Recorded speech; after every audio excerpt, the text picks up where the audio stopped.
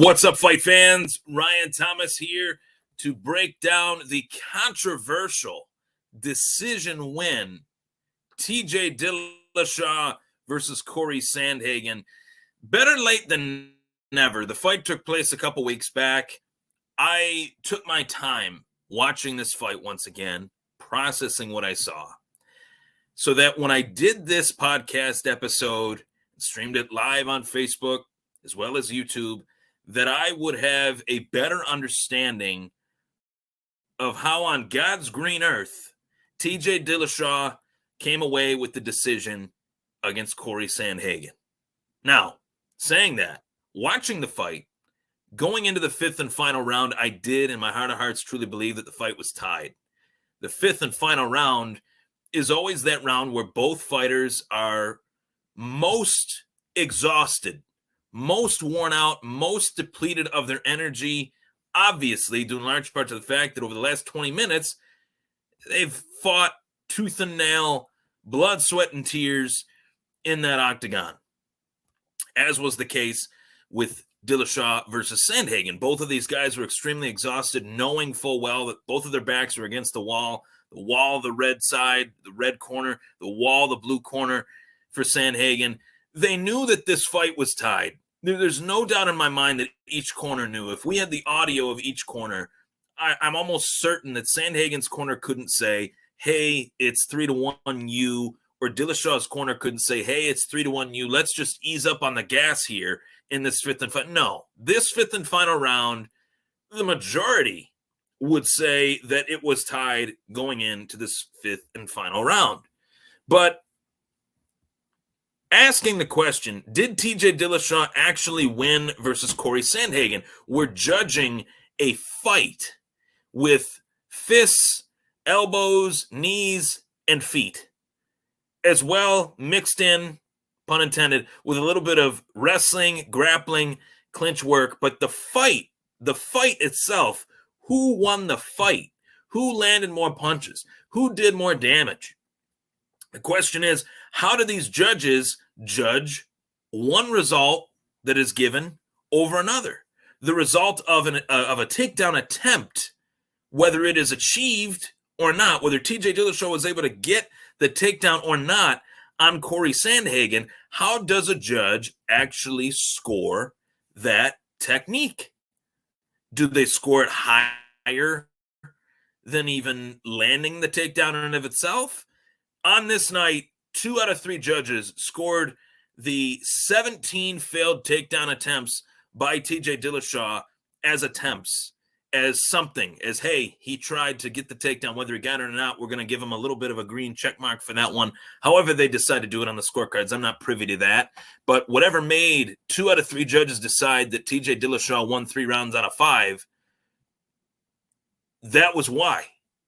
That's the only reason why. Because when watching this fight, breaking down the fight, as well as the controversial split decision, he going into this fight knowing that he was the faster guy, maybe even the more well-rounded guy out of the two, and that he could try to impose his will in the grappling department, and that he could try to minimize the massive reach advantage and height advantage that Cory Sandhagen has over him by fighting close and weathering the storm that is the sandstorm of Cory Sandhagen. But in the midst of that, he knew that he was going to take some shots.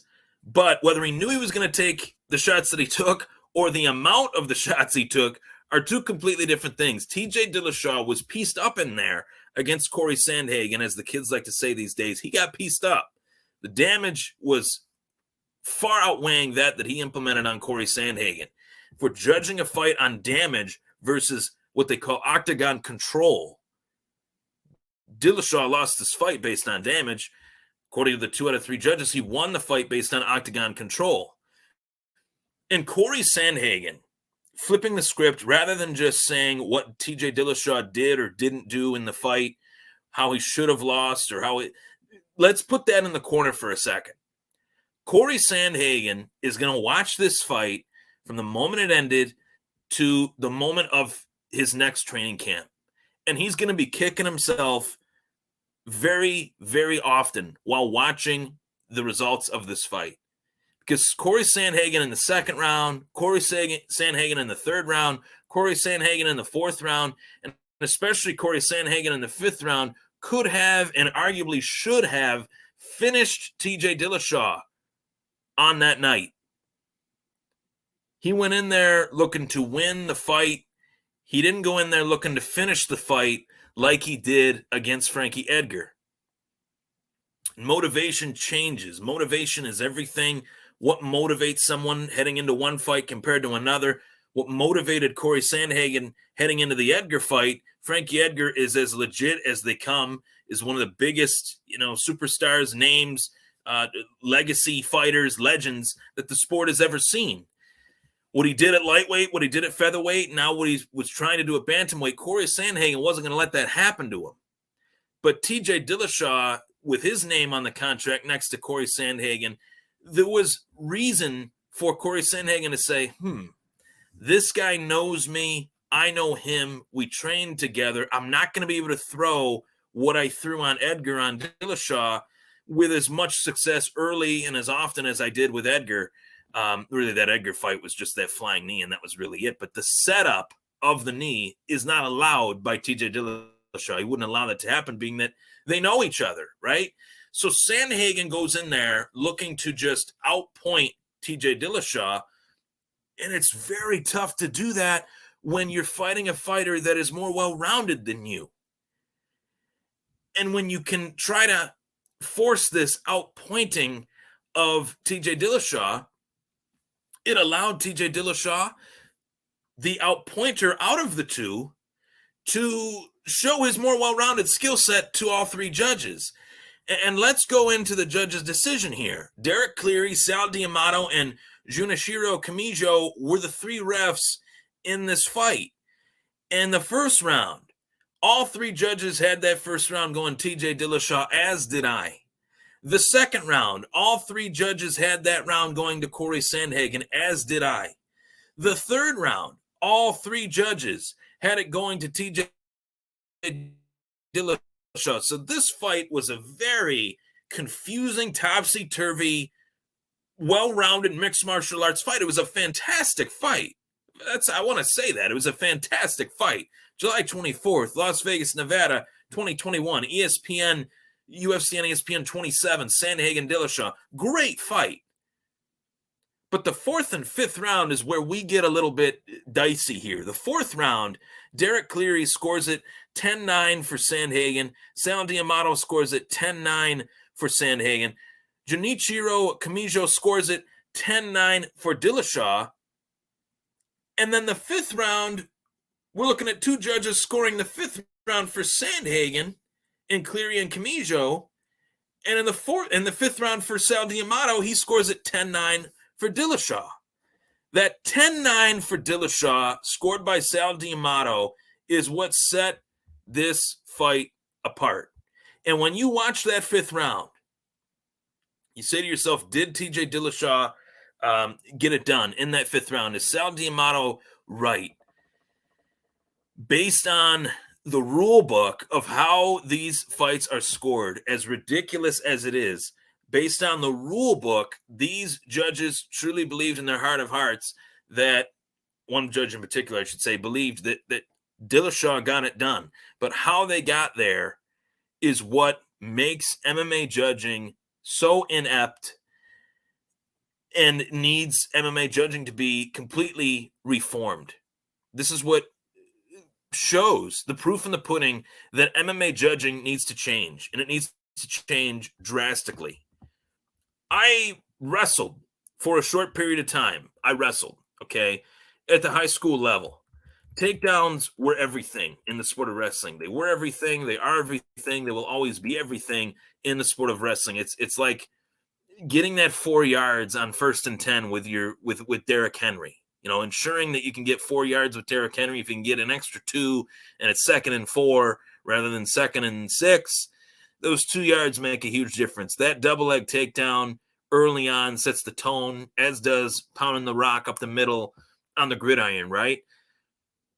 But how these judges score wrestling within this sport is a case-by-case basis, and it can't be. It can't be. It can't be a case-by-case basis. It's literally black and white. The fact that TJ Dillashaw attempted 19 takedowns and only landed 2 of them, statistically, that's what the stat sheet says. But watching that fight, did TJ Dillashaw actually attempt 19 takedowns? No, he did not. He probably attempted about 6 or 7.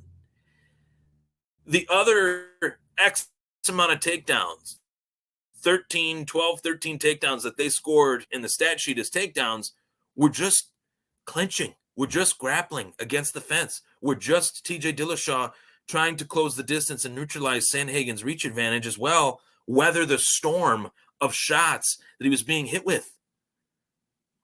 That clinch work, not a whole lot was done. And we see this time and time again. This is not anything new. This is not anything new.